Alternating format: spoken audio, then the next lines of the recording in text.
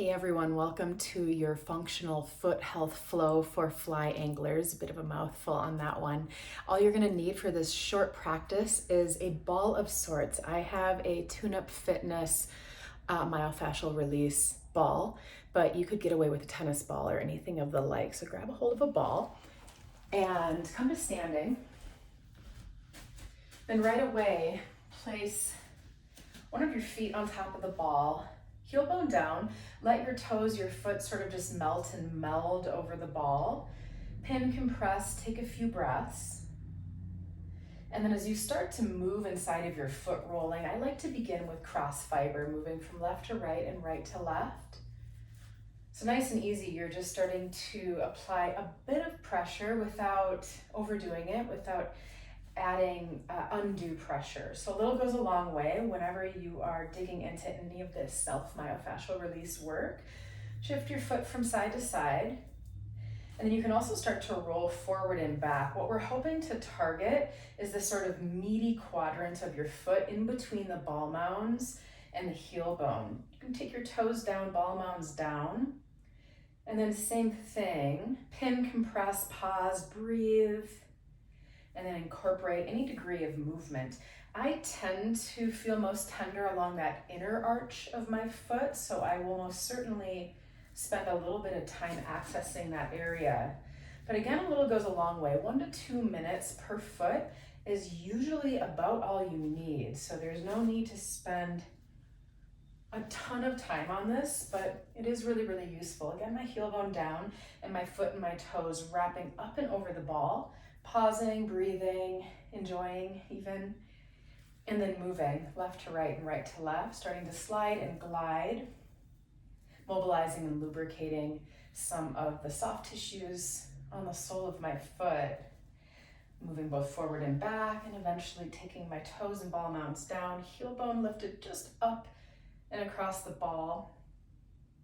A little bit of pressure forward and back.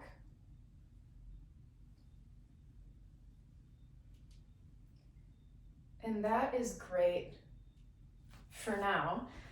Come on down to a seat. Feel free to take a seat on the floor or on top of a bolster or a couch cushion or anything that makes you more comfortable, and take a hold of one of your feet. Interlace your fingers in between your toes as best you can.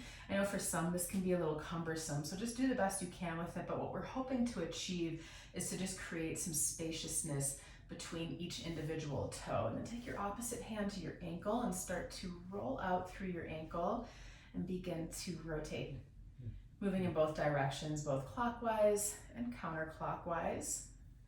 A few rotations in either direction is great for now. And then release the grip that you have. Grab hold of your toes, space them out manually, and then start to mobilize all the joints in each individual toe. And then finally, with both of your hands grasping a hold of your foot, almost like you were wringing out a towel, wring out your foot to again help to mobilize and lubricate all of the many soft tissues, joints, muscles within your foot itself. Then switch on over to your opposite foot, same deal, interlock your fingers right in between your toes like you were shaking hands with your foot. Bring your hand to your ankle and rotate a few times in one direction and a few times in the opposite direction. Let that go. Take a hold of your toes and move them around a little ways. You might get a few cracks out of your toes even. And then grab that meaty section of your foot with both of your hands and wring out your foot a little ways.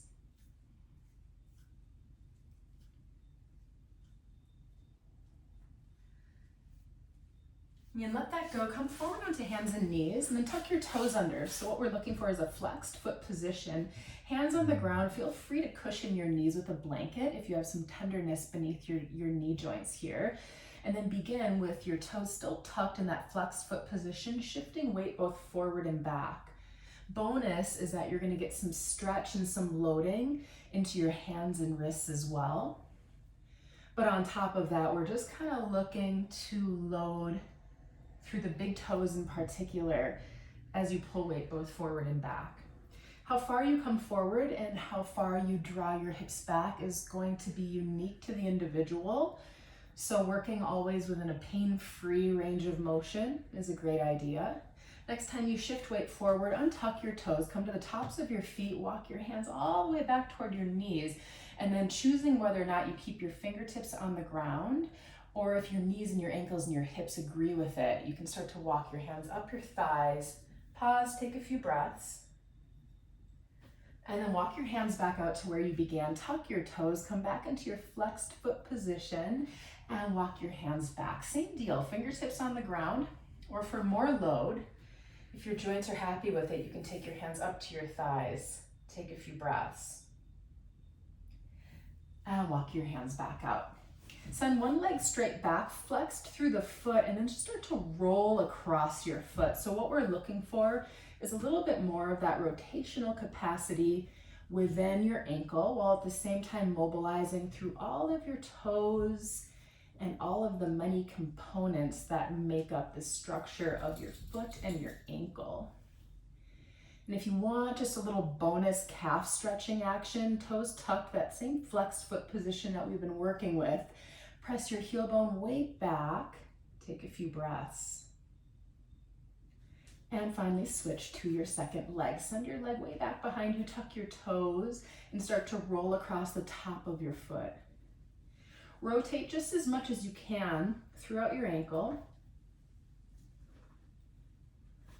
Let your toes kind of just splay and move about.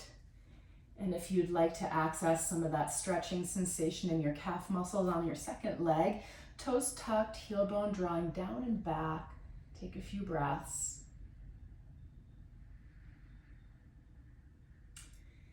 And let that go. That concludes our short and sweet functional foot health flow for fly anglers.